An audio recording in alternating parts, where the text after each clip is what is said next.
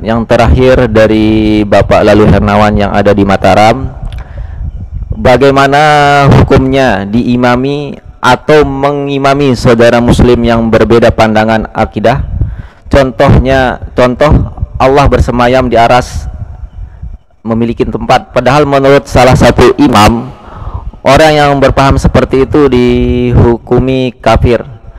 Mohon dikoreksi kalau pertanyaan tersebut ada kekeliruan. Jadi pertanyaan ini memang asli kalimatnya dari yang penanya. Silahkan. Dulu juga memang di Al-Azhar ya, pernah terjadi diskusi yang panjang lah masalah antara imam yang beda mazhab. Kalau itu misalnya apakah sah sholatnya ya orang yang bermazhab Syafi'i, sementara mazhab Syafi'i ini kan dia di antara ayat daripada surat Al-Fatihah itu adalah Bismillahirrahmanirrahim, itu ayat pertama. Sementara nanti imamnya dia bermazhab misalnya Maliki yang mengatakan bahwa Bismillah bukan dari surat Al-Fatihah. Nah, ini ada dua pandangan memang dalam masalah ini. Pertama, mengatakan kalau ya si makmum ini meyakini bahwa itu batal, maka dia tidak usah berimam kepada imam yang dianggap batal, karena pandangan dia yang namanya rukun sholat itu adalah surat Al-Fatihah, dan surat Al-Fatihah itu adalah ayat pertamanya Bismillahirrahmanirrahim. Sedangkan imam yang dia ikuti mengatakan Bismillah tidak termasuk surat Al-Fatihah, berarti kan sudah beda keyakinannya. Ini mengatakan Bismillah Fatihah, ini mengatakan Bismillah tidak Fatihah. Karena kalau tidak baca Bismillah berarti Fatihahnya tidak sah karena kurang, sementara ini mengatakan dia sah. Maka bagi orang yang meyakini hal seperti itu, bahwa imam yang diikuti ini adalah berbeda dengan dia, dan dia meyakini sholatnya batal kalau mengikuti imam ini karena dia kurang dari segi rukun, maka dia sebaiknya ya jangan mengikuti. Nah, itu dulu begitu terjadinya, sehingga kalau yang mazhab ini sholatnya mazhab ini, kemudian yang mazhab ini sholatnya sama-sama mazhab ini. Tapi lama kelamaan melihat kondisi kok kurang pas rasanya dalam satu masjid, berjamaah beda-beda tergantung mazhab, sehingga yang terbaru yang sekarang sudah tidak berlaku lagi seperti itu. Jadi pokoknya siapa saja selama dia Islam ya sudah ikuti saja ya, sudah ikuti bagaimana sholatnya. Toh juga nanti juga akan dia baca Fatihah juga setelah imam membaca Fatihah. Dan kaitannya dengan termasuk juga beda pemahaman. Sebenarnya beda pemahaman ini hanya beda pemahaman dari segi keilmuan saja sebenarnya seharusnya, karena Islam ini rukun imannya sama semua.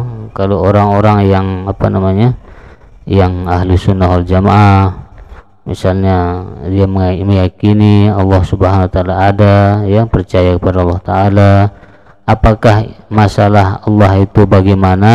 Nah, ini masalah keilmuan saja sebenarnya, tidak mengganggu keyakinan. Ada yang meyakini Allah di aras dengan dalilnya, ada yang mengatakan tidak, ada yang meyakini Allah seperti apa yang dia pahami sesuai dengan pelajarannya. Nah, sebenarnya itu dari segi keilmuan saja, jangan sampai menjadi penyebab perpecahan di dalam umat Islam itu. Sehingga ada ungkapan ulama mengatakan kalau akidah itu sebagai agama ya, maka itu tidak boleh kita berpecah, berbeda pendapat. Apa maksudnya?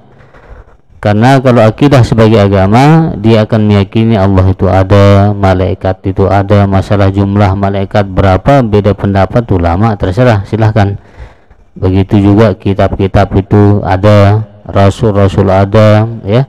Begitu juga berbeda pendapat tentang berapa jumlah nabi dan rasul, ya dari segi keilmuan, dari segi riwayat berbeda-beda, silahkan, tetapi kita sama-sama meyakini itu semua, meyakini adanya Allah, meyakini malaikat, kitab, rasul, hari kiamat, qada dan qadar. Sudah dia termasuk orang Islam, dia bersyahadat, mendirikan sholat, ya, menunaikan zakat, kemudian haji, ya, berpuasa. Nah, dia sudah bagian daripada Islam, terlepas dari berbeda pandangan dari segi keilmuan masing-masing. Maka untuk menyatukan umat Islam, ya, sekarang ini yang sudah banyak berpecah belah, maka hal-hal seperti ini sudah semestinya kita mencari titik persamaan. Jadi adapun berbeda pandangan dari segi keilmuan, silahkan saja, tetapi kita masih punya kesamaan, yaitu sama-sama percaya kepada Allah Subhanahu wa Ta'ala, percaya kepada malaikat, percaya kepada kitab, percaya kepada rasul, percaya kepada hari kiamat, percaya kepada qada dan qadar. Ya, siapapun dia kalau meyakini itu, berarti dia sudah orang beriman, dia percaya, dia bersyahadat, mendirikan sholat, kemudian berpuasa, zakat dan haji, itu sudah kita bersaudara. Maka ya silahkan saja, ya, berimam, ya, kepada sesama saudara, terlepas dari perbedaan pandangan. Karena kalau kita nanti ikuti hal itu, khawatirnya akan berkembang, nanti beda politik, nggak mau lagi menjadi imam dan makmum padahal punya kesamaan yang sama. Nanti beda organisasi, nggak mau lagi dia menjadi imam dan menjadi makmum karena beda organisasi. Nah, kalau ini dikembangkan terus, kapan umat Islam ini akan bersatu, akan kuat? Maka adapun perbedaan-perbedaan seperti mazhab dan keyakinan sebagai keilmuan, beda pandangan, saya rasa tidak menjadi masalah kita untuk menguatkan ukhuwah Islamiyah menjadi imam dan makmum di kalangan masyarakat supaya lebih kuat, betul, jangan berpecah belah kembali umat Islam ini. Itu saja, Allahu a'lam. Terima kasih Bapak Tuan Guru. Untuk menyambung pertanyaan tadi, jadi yang bisa saya ambil, jadi kalau kita masih diimami oleh guru atau tuan guru yang masih dalam satu ahli sunnah wal jamaah, masih bisa gitu kan, walaupun berbeda mazhab. Nah, kalau di luar ahli sunnah wal jamaah, misal dianggap seperti Syiah atau yang dianggap kafir lah oleh MUI lah, paling tidak kalau di Indonesia, misal saya bepergian tiba-tiba salat di salah satu masjid, tahu-taunya kok ini kayak berasa kayak luar ahli sunnah wal jamaah, tapi sudah terlanjur gitu, apakah perlu kita sholatnya atau bagaimana, atau gitu? Kalau di luar kan, misalnya keyakinannya sudah tidak sama dengan seperti yang tadi, dia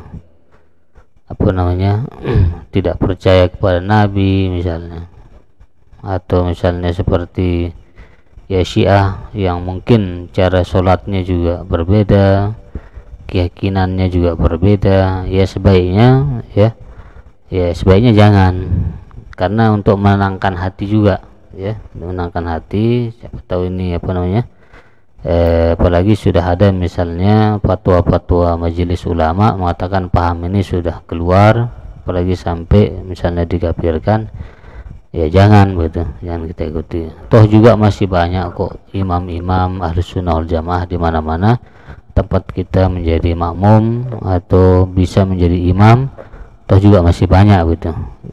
Nah, kalaupun sudah kejadiannya seperti tadi, ya sebaiknya di sholat sendiri saja gitu, atau ada kawan lah gitu, daripada nanti sudah mengikuti orang yang sudah tidak benar gitu secara akidah. Nah, ini kita bisa mengikuti itu kalau masih dalam dia percaya kepada rukun iman, percaya kepada rukun Islam. Nah, kalau sudah di luar itu kan sudah jauh, sudah keluar dari kesepakatan jadi umat Islam, ya, sudah jauh sekali itu. Wallahu a'lam.